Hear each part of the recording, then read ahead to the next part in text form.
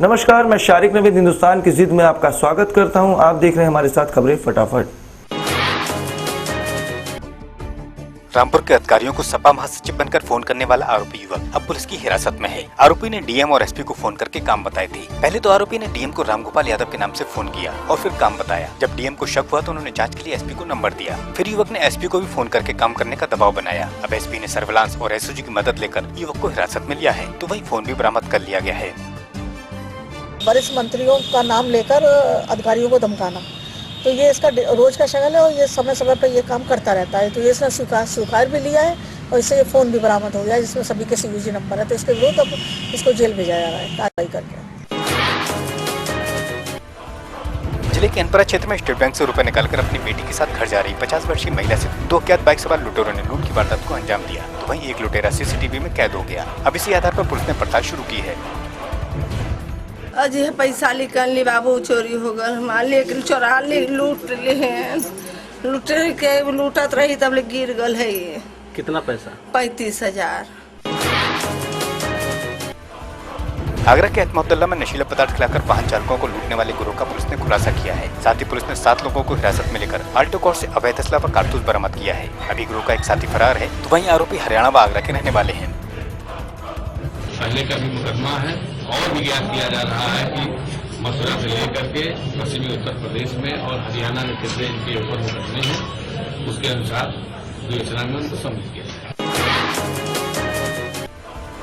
जौनपुर के बादशाहपुर के कबीरपुर गांव में बीती 1 जनवरी को हत्या कर फेंकी गई लाश के मामले में पुलिस ने खुलासा करते हुए गांव के 2 लोगों को हिरासत में लिया है। वहीं इन लोगों ने मृतक से रुपए हड़पने के लिए इस घटना को अंजाम दिया था। साथ ही पुलिस ने इनके पास से एक बाइक और 95,000 रुपए नकद बरामद किए हैं।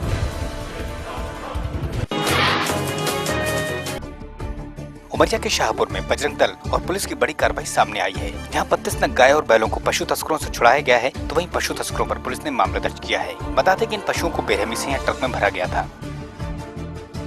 हमने मध्य प्रदेश पशु क्रूरता अधिनियम 1960 की धारा 11 घ अपराध क्रमांक 50/16 पंजीबद्ध कर विवेचना में लिया गया है। आगे जैसे तथ्य आएंगे उस पर विधि सम्मत कार्रवाई की जाएगी। बीते 10 सालों से जल भराव की समस्या से जूझ रहे गुर्जरवाड़ा चौक के दुकानदारों ने अपनी दुकानों को बंद रखकर सरकार के खिलाफ रोष जताया। तो वहीं व्यापारियों के पास पहुंचे जन स्वास्थ्य अधिकारी को भी लोगों ने समस्याओं के समाधान किए जाने तक यहां से नहीं जाने दिया। बता दें कि जल भराव के चलते यहाँ लोगों को निकलने में खासा दिक्कतें होती हैं।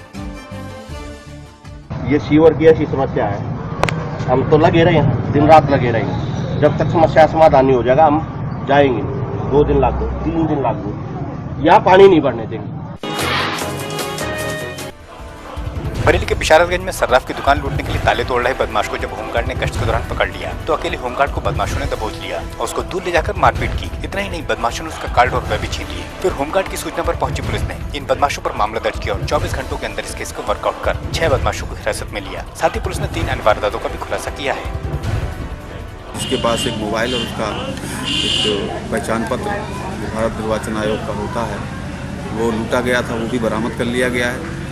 अभियुक्तों के खिलाफ लिखित कार्रवाई चल रही है, की जा रही है और अभियुक्तों को जेल भेजा जा रहा है। आईएसआईएस संगठन के आतंकी रिजवान की उम्र को लेकर अब पेंच फंस गया है। जहां एटीएस और एनआईए उसे बालिग बता रहे हैं, तो वहीं स्कूली दस्तावेजों के आधार पर अभी वो नाबालिग है और उसकी उम्र कागजों में 12 मई 1999 दर्ज है। तो इसी पेंच को सुलझाने के लिए एटीएस की टीम जिले में आई है। साथ ही रिजवान के कॉलेज के प्रिंसिपल रिजवान के विषय में बताते हैं, तो वहीं उसके पिता रिजवान को नाबालिग ही बताते हैं। वो तो मान लीजिए कि वो तो सर्टिफिकेट ही बताएगा। सर्टिफिकेट जो है वही मुख्य है, सही है वो। बांदा में नवनिर्मित मेडिकल कॉलेज की व्यवस्थाएं सवालों के घेरे में है। यहाँ जहाँ ठेकेदारी प्रथा ने सारे सिस्टम को जकड़ लिया है, तो वहीं स्टाफ भर्ती भी पारदर्शी नहीं है। यहाँ रोज रोज नई फर्में संविदा कर्मियों को अपने फरमान सुनाती हैं, तो वहीं कॉलेज प्रशासक की भूमिका संदिग्ध है। और तो और यहाँ कॉलेज प्रचार के चैम्बर में ही कर्मियों से नौकरी जारी रखने के लिए रिश्वत की पेशकश की जाती है, जिस पर प्रबंधन खामोश है। बोलता है कि जिसके पास पैसे नहीं है, जो शादीशुदा अपने गहने बेचे, कहीं से लाइए पैसा, आप लोगों का 3 साल का मेरा कॉन्ट्रैक्ट है, आपको परमानेंट करके ही रखूंगा ना। 1,40,000, 1.5 लाख। हमारे महानिदेशक स्तर से उनके उसको निरस्त भी किया गया है। शासन स्तर पे वो लंबित है। शासन स्तर पर जिस दिन निर्णय हो जाएगा हम उस हिसाब से कार्रवाई करेंगे। बदमाशों द्वारा आए दिन उत्पात मचाने से तंग आकर व्यापारियों ने बाजार को बंद रख पुलिस के प्रति रोष जाहिर किया। तो वहीं बदमाश आए दिन चोरी करते हैं और लोगों को परेशान करते हैं, तो वहीं ऐसे में यह खुलेआम फायरिंग भी करते हैं, जिस पर पुलिस खामोश है। इसी के चलते हैं पुलिस के आला अधिकारियों ने व्यापारियों को सुरक्षा का आश्वासन दिया है और इलाके की गश्त को बढ़ा दिया है। समय समय पर गश्त लगाई जा रही है। फिर भी अगर इस प्रकार का कोई अवांछित तत्व अगर कोई गलत कार्य करता है तो उसके नियमानुसार कार्रवाई की जाएगी और जो भी घटना हुई है उसकी हम इन्वेस्टिगेशन कर रहे हैं, जांच कर रहे हैं और संबंधित के खिलाफ कार्रवाई। बसपा के राष्ट्रीय महासचिव नसीमुद्दीन सिद्दीकी ने पार्टी कार्यकर्ताओं की समीक्षा बैठक ली, तो वहीं संगठन में सर्व समाज को जोड़ने पर बल दिया। साथ ही सपा सरकार में महिलाओं के उत्पीड़न की बात को भी उनके द्वारा कहा गया। सूबे में बढ़ रहे अपराध पर भी महासचिव ने सरकार पर तंज कसा। सरकारी धन की लूट मचाना, इसके अलावा समाजवादी पार्टी ने किया क्या है? कानून नाम की कोई चीज है नहीं। प्रदेश में राज कायम है और जल्दी ही प्रदेश की जनता समाजवादी पार्टी को और भारतीय जनता पार्टी को भी सबक सिखा देगी।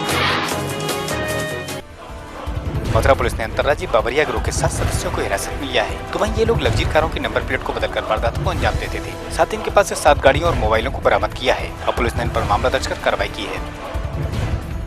टीम द्वारा चेकिंग की गई। चेकिंग दौरान 7 मुकेश बाबरिया के नेतृत्व में 7 लोग पकड़े गए।